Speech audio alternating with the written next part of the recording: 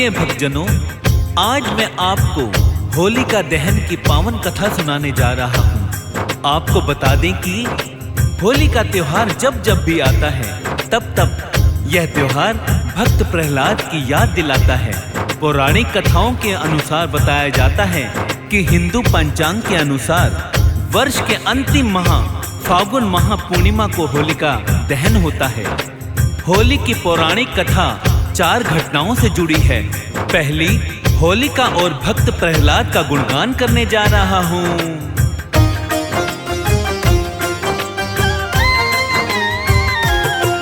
हम होलिका और भक्त प्रहलाद की कथा सुनाते हैं, पावन कथा सुनाते हैं।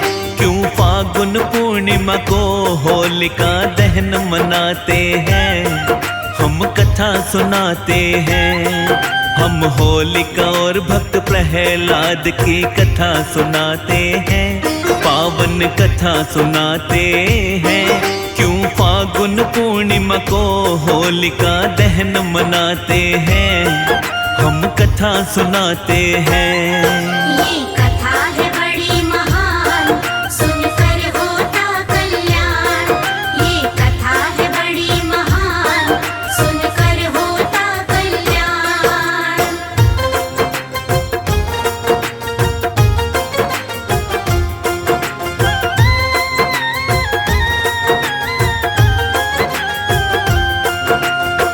प्रिय भक्तजनों, होली का त्योहार जो हिंदुओं में प्रेम का प्रतीक माना जाता है और यह हिंदू पंचांग के अनुसार वर्ष का अंतिम मास है, जिसे फागुन मास के नाम से भी जाना जाता है। तो आइए जानते हैं होलिका दहन की आगे की कथा।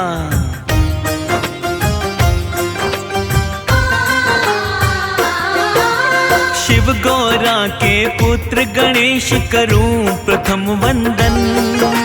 श्री नारायण शिव गौरा का करते हैं सुमिरन। तत्पश्चात होलिका दहन की कथा सुनाएंगे। पुराण ग्रंथों में वर्णित हम वो सत्य बताएंगे। वर्ष में 12 मास है होते आते पर्व अपार। फागुन मास अंतिम मास है हिंदुओं के अनुसार। फागुन मास की पूर्णिमा को ये पर्व मनाते हैं। होलिका दहन का उत्सव सभी खुशहाल मनाते हैं। बड़ा ही पावन है ये पर्व, सभी बतलाते हैं, सभी बतलाते हैं। क्यों फागुन पूर्णिमा को होलिका दहन मनाते हैं, हम कथा सुनाते हैं। ये कथा है बड़ी महान, सुनकर होता कल्याण। ये कथा है बड़ी महान, सुनकर होता कल्याण।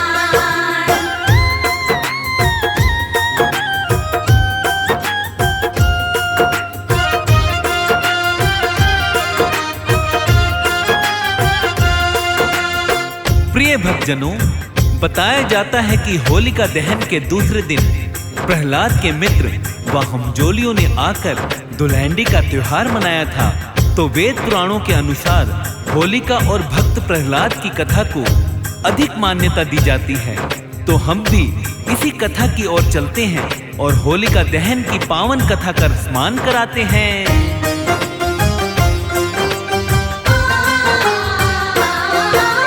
ऋषि कश्यप ने पत्नी दिति से पाई 2 संतान। दोनों अति बलशाली थे, दोनों ही शक्तिमान। हिरण्याक्ष और हिरण्याकश्यप दिए दोनों को नाम। दोनों भाइयों ने ब्रह्मा जी का किया है तप और ध्यान। करी तपस्या भारी फिर ब्रह्मा जी आए हैं। चाहिए क्या वरदान तुम्हें फिर जानना चाहते हैं। हिरण्याक्ष ने वर पाकर ब्रह्मा को किया प्रणाम। हिरण्याकश्यप बोला मुझे दो अमरता का वरदान। क्या बोले ब्रह्मा जी तुमको रहस्य बताते हैं, हम रहस्य बताते हैं। क्यों फागुन पूर्णिमा को होलिका दहन मनाते हैं, हम कथा सुनाते हैं। ये कथा है बड़ी महान, सुनकर होता कल्याण। ये कथा है बड़ी महान, सुनकर होता कल्याण।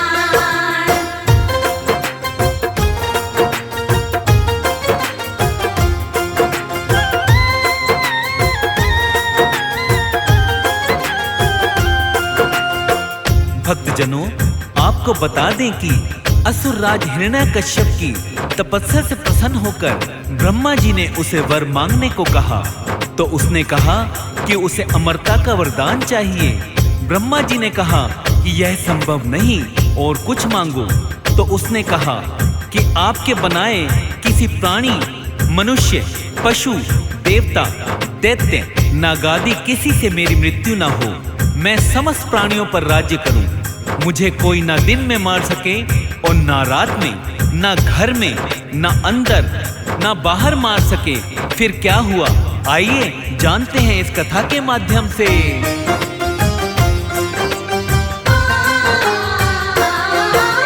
ना अंदर ना बाहर मुझको कोई मार सके, अस्त्र शस्त्र और ना मुझको धरा पे मार सके।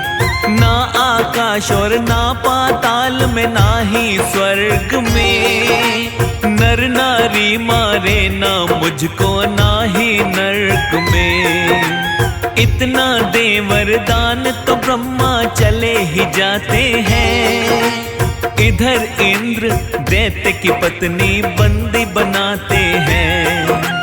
इंद्र देव फिर लेके कयाधु चले स्वर्ग की ओर। देवर्षि नारद जी मिल गए आते दूजी ओर। देवर्षि फिर इंद्र देव को तो समझाते हैं, हाँ हाँ वो समझाते हैं। क्यों फागुन पूर्णिमा को होलिका दहन मनाते हैं, हम कथा सुनाते हैं। ये कथा है बड़ी महान, सुनकर होता कल्याण। ये कथा है बड़ी महान, सुनकर होता कल्याण।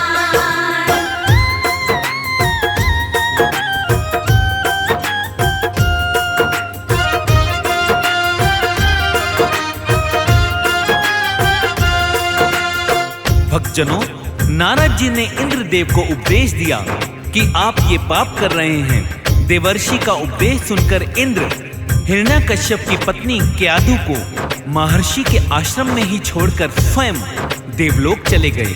गर्भवती क्याधु को नारद जी ने विष्णु भक्ति और भागवत तत्व से अवगत कराया। यह ज्ञान गर्भ में पल रहे पुत्र प्रहलाद ने भी प्राप्त किया था। आइए आगे क्या हुआ सुनते हैं।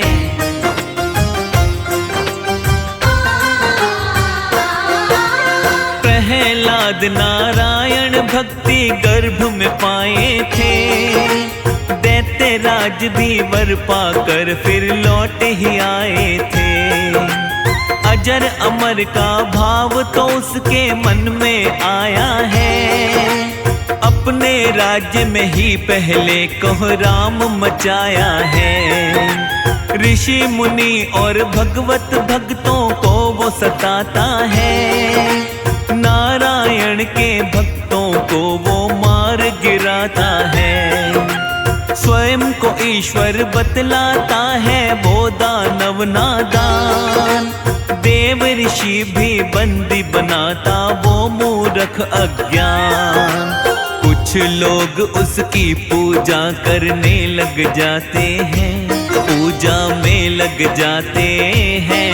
क्यों फागुन पूर्णिमा को होलिका दहन मनाते हैं, हम कथा सुनाते हैं। ये कथा है बड़ी महान, सुनकर होता कल्याण। ये कथा है बड़ी महान, सुनकर होता कल्याण।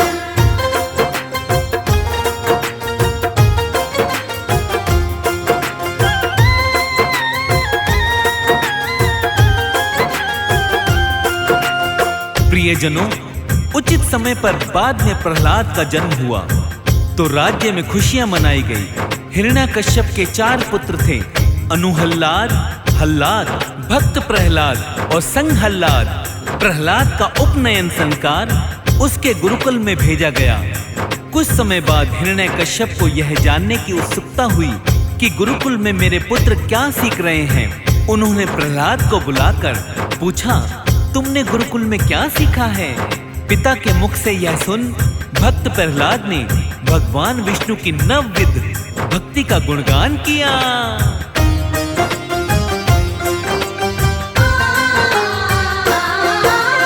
अपने पुत्र के मुख से उसने सुना हरि गुणगान।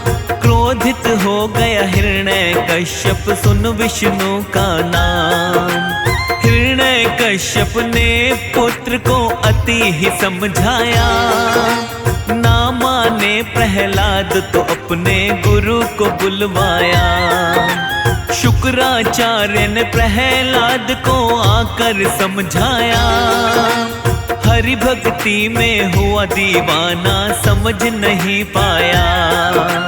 समझ गया हिरण्यकश्यप उसने है फिर माना। विष्णु भक्ति में हुआ उसका सुत है दीवाना। फिर तो मारने का उसको आदेश सुनाते हैं। हाँ, आदेश सुनाते हैं। क्यों फागुन पूर्णिमा को होलिका दहन मनाते हैं, हम कथा सुनाते हैं। ये कथा है बड़ी महान, सुनकर होता कल्याण। ये कथा है बड़ी महान, सुनकर होता कल्याण।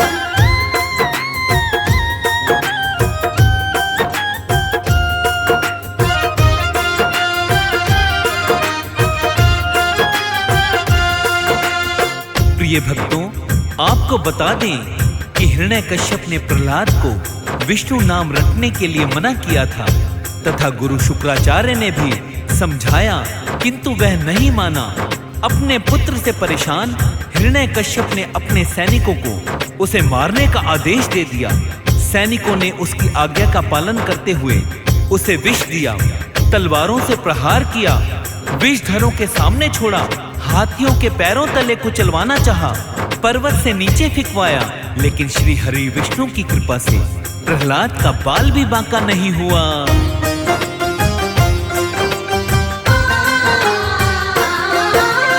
8 दिनों तक बंदी बनाकर सुत को रखवाया। हर प्रकार से मारने का फिर प्रयास है करवाया। फागुन शुक्ल सप्तमी को बंदी बनाया था। विष्णु की कृपा से कुछ वो कर नहीं पाया था। मरा नहीं सुत तो वो दानव रहने लगा हैरान। क्या करूं जो प्रहलाद के ले लूं पल में प्राण। हिरण्यकश्यप को फिर अपनी बहना याद आई। नाम होलिका था उसका, उसने वो बुलवाई। उसे बुलाने देते दूत फिर चले ही जाते हैं, फिर चले ही जाते हैं। क्यों फागुन पूर्णिमा को होलिका दहन मनाते हैं, हम कथा सुनाते हैं। ये कथा है बड़ी महान, सुनकर होता कल्याण। ये कथा है बड़ी महान, सुनकर होता कल्याण।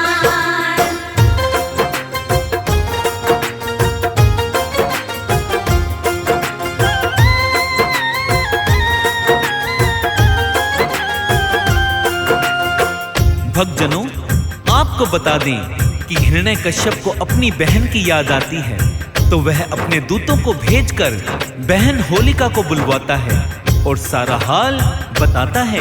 भाई की परेशानी सुन बहन होलिका ने कहा कि आप चिंता ना करें भैया, मुझे ब्रह्मा से वरदान प्राप्त है कि मैं किसी भी प्रकार से अग्नि में जलकर नहीं मर सकती हूँ।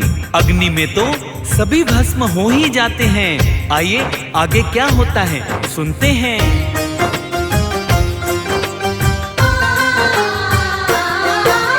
बहन होलिका ने आकर उसको समझाया है, राख बना दूंगी उसको जिसने भी सताया है। बहन की बातें सुन दानव फिर तो हर्षाया है, यही उम्मीद थी तुमसे बहना ये बतलाया है। बोली होलिका मुझको ब्रह्मा से है मिला वरदान, शीत लपट जो मुझको भैया ना होता नुकसान। मेरे साथ में जो भी होगा वो जल जाएगा, कितना भी हो माया भी वो बच ना पाएगा। क्या बोला है हिरण्याकश्यप वो बतलाते हैं, हम वो बतलाते हैं। क्यों फागुन पूर्णिमा को होलिका दहन मनाते हैं, हम कथा सुनाते हैं। ये कथा है बड़ी महान, सुनकर होता कल्याण। ये कथा है बड़ी महान, सुनकर होता कल्याण।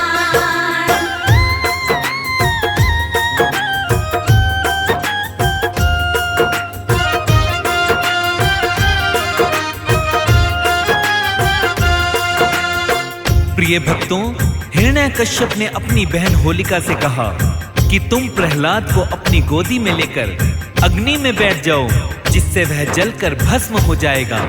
होलिका को वरदान था कि उसे अग्नि तब तक कभी हानि नहीं पहुंचाएगी जब तक कि वह किसी सद्वृत्ति वाले मानव का अहित करने की ना सोचे। होलिका यह बात भूल गई थी। वह अपने भाई की बात को मानकर अपने भतीजे प्रहलाद को गोदी में लेकर अग्नि में बैठ गई। उस दिन फागुन मास की पूर्णिमा थी। आइए सुनते हैं आगे क्या होता है।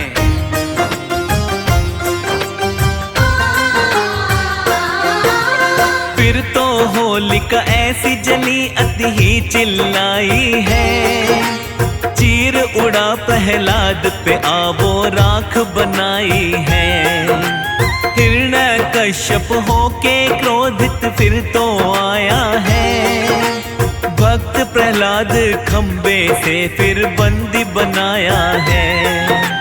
प्रहलाद ने पिता को अपने अति समझाया है, किंतु असुर ने एक न मानी समझ न पाया है।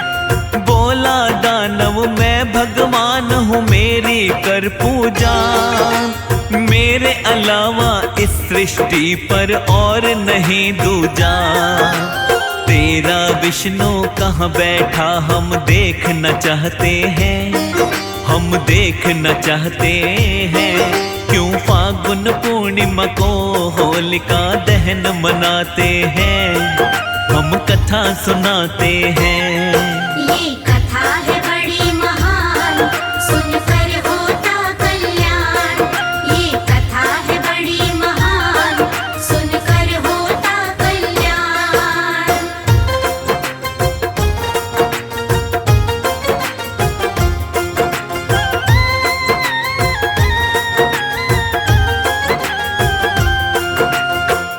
प्रियजनों, क्रोधित नेत्र लाल करते हुए हिरण्याकश्यप बोला, कहाँ है तेरा जगदीश्वर?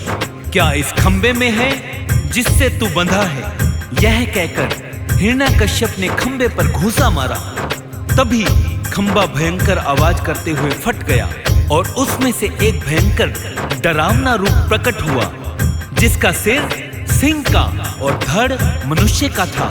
पीली आंखें, बड़े बड़े नाखून, विकराल चेहरा और तलवार थी लपलपाती जीभ। यही नरसिंह अवतार थे। उन्होंने तेजी से हिरण्याकश्यप को पकड़ लिया और संध्या की बेला में सभा की दहली पर अपनी जांघों पर रखकर अपने नाखूनों से उसका कलेजा फाड़ डाला। हजारों सैनिक जो प्रहार करने आए थे, उन्हें भगवान नरसिंह ने हजारों भुजाओं और नख रूपी शस्त्रों से खदेड़ कर मार डाला।